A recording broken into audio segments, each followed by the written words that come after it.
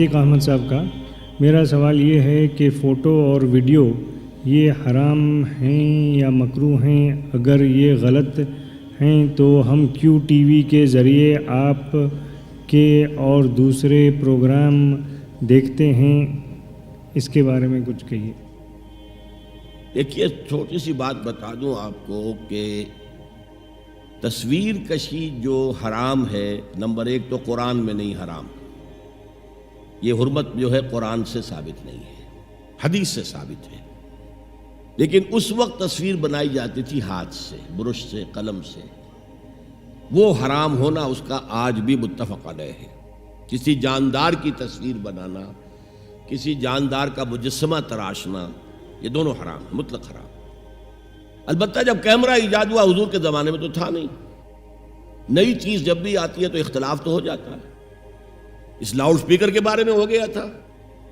جب یہ نیا نیا آیا ہے تو مولانا اشرف علی تھانوی جیسی شخصیت نے کہا کہ اس پر اذان نہیں دی جا سکتی، اس پر خطبہ نہیں دیا جا سکتا، اس پر نماز نہیں پڑھائی جا سکتی. لیکن یہ کہ اب ہر جگہ پڑھایا جا رہا ہے، نماز اذان دی جا رہی ہے. تو نئی چیزوں سے لوگ جو ہیں ان کی طبیعت ذرا اپراتی ہے، بس اتنی بات ہے. جب کیمرہ آ گیا تو عالم اسلام میں بڑا اختلاف ہو گیا. عالم عرب کے علماء تقریباً اس پر متفق تھے کہ یہ حرام نہیں ہے، اس میں ہاتھ کا کوئی دخل ہی نہیں، عکس ہے یہ تو. لیکن ہندوستان، پاکستان، یہ جو بر عظیم پاک و ہند ہے، اس کے علماء اس پر مصر رہے کہ وہی حکم اس پر بھی ہوگا. البتہ انہوں نے اجازت دی کہ سماجی ضرورت کے لیے جائز ہے.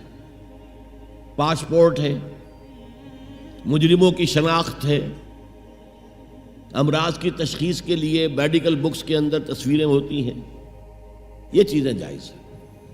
اسی کو ہم نے ایکسٹینڈ کیا ہے کہ اگر ہماری عام سماجی ضرورتوں کے لیے جائز ہے تو دینی ضرورت کے لیے اس سے کہیں زیادہ جائز ہے.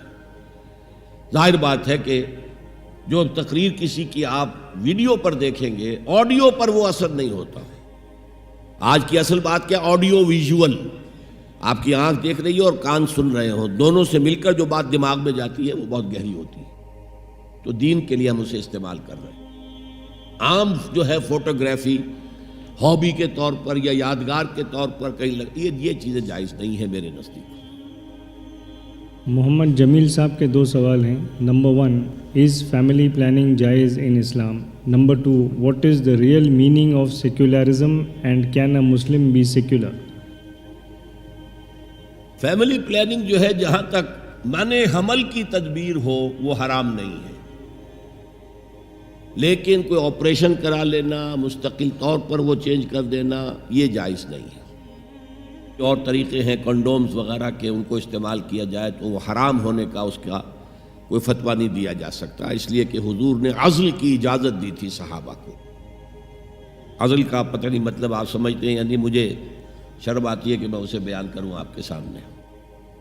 لیکن یہ کہ اس فلسفے کے تحت کہ بچے زیادہ ہوں گے تو کہاں سے کھلائیں گے، کیا کریں گے، یہ پھر ایمان کی کمزوری ہوگی. ہاں، بیوی بیمار ہے یا کوئی اور ایسے مسائل ہیں تو آپ وہ عزل کریں، اچھا ہے، ٹھیک ہے، بہت اچھا ہے، وقفہ ڈالیں، ٹھیک ہے، کوئی حرج نہیں ہے. اچھا، جہاں تک دوسرا سوال ہے، کوئی مسلمان، بلکہ میں اب مسلمان نہیں کہتا، پھر مومن کہوں گا، کوئی مومن سیکولر نہیں ہو سکتا.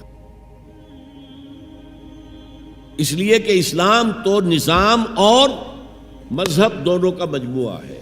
عقائد بھی ہیں، عبادات بھی ہیں، سوشل کسٹمز بھی ہیں، اس کا سیاسی نظام بھی ہے، اس کا معاشی نظام بھی ہے، اس کا سماجی نظام بھی ہے. تو وہ تو ایک نظام ہے. کوئی شخص جو ہے سیکولر ہونے کا مطلب یہ ہے کہ اس نظام سے ہمیں کوئی تعلق نہیں، یہ بات غلط ہے. اسلام تو اس نظام کے ساتھ ہے، وہ دین ہے، اور اسے غالب کرنے کے لیے حضور بھیجے گئے صلی اللہ علیہ وسلم.